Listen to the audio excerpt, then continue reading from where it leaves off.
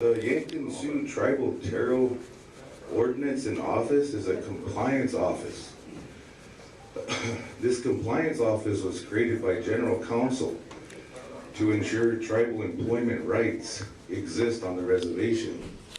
And they also put forth a funding mechanism that all service providers, contractors, vendors will pay a 3% fee to the Taro office to support its activities. We don't get any funding from the tribe. We're zero dependent on the Yankton Sioux tribe's money. We exist solely off of vendors like this. People we pay $1.67 million to, they support our activities in protecting your tribal rights. So that was established clearly in 1994, 22 years ago.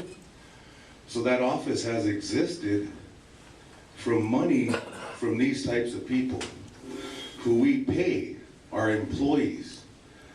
It's nice that she's a tribal member. Frederick Peoples and Morgan is not. I think Tom's a white guy, isn't he? He's enrolled for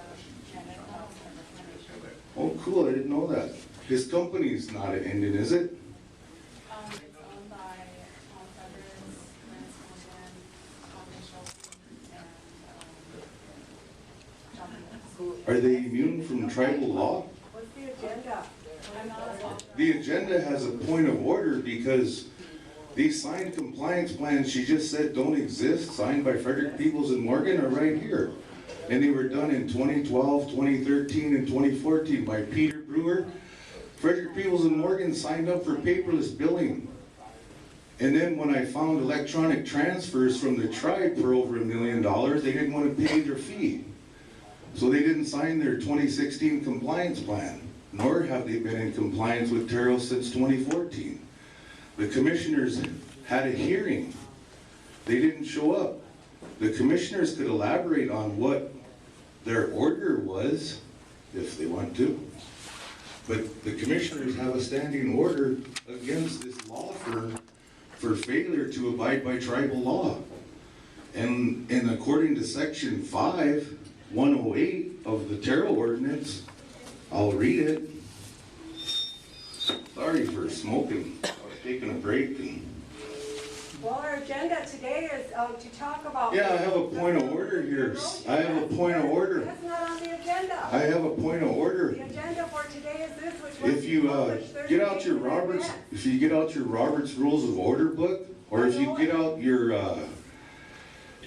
Taro ordinance, you'll see that the director of Taro. The Constitution is what we have to follow. Yeah, the Constitution enacted the Taro ordinance. The Taro ordinance allowed for the director to give report directly to General Counsel.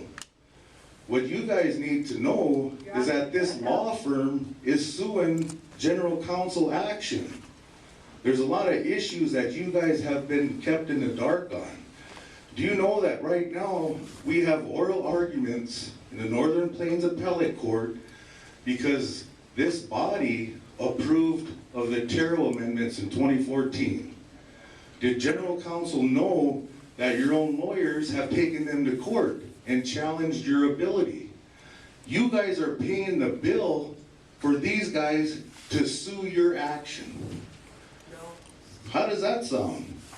Does that sound proper in any way, any form, for your own lawyers to have you in court and hiding behind the Taro, acting like the Taro could approve an amendment?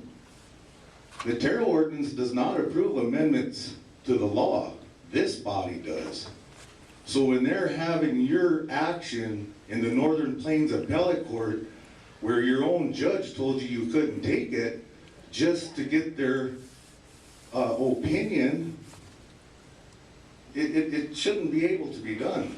And they shouldn't be able to give service within the Yankton Sioux Reservation without a signed compliance plan. There's 4 people here charged with implementing and enforcing the Taro ordinance, along with myself. So we all here are under your direction. You guys hired us, You guys appointed us to serve as commissioners to enforce your law, and that's why we have a point of order. They're operating in violation of tribal law right now because we pay them. They're an employee. They're a paid-for service. They're not the tribe. They're not a tribal member. Their tribal member works for them, but Frederick Peoples and Morgan is out to make money. We only approve of $175,000 a year to be paid to them. We pay them twice as much every year. How is that done? When you guys approved a budget to pay them $175,000, how do we routinely pay them over $300,000? Who approved of that payment above the budget we set just a couple weeks ago? But we do it.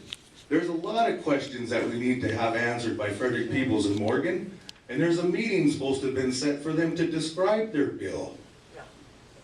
My accounting is, they've spent $150,000 fighting Terrell since 2012.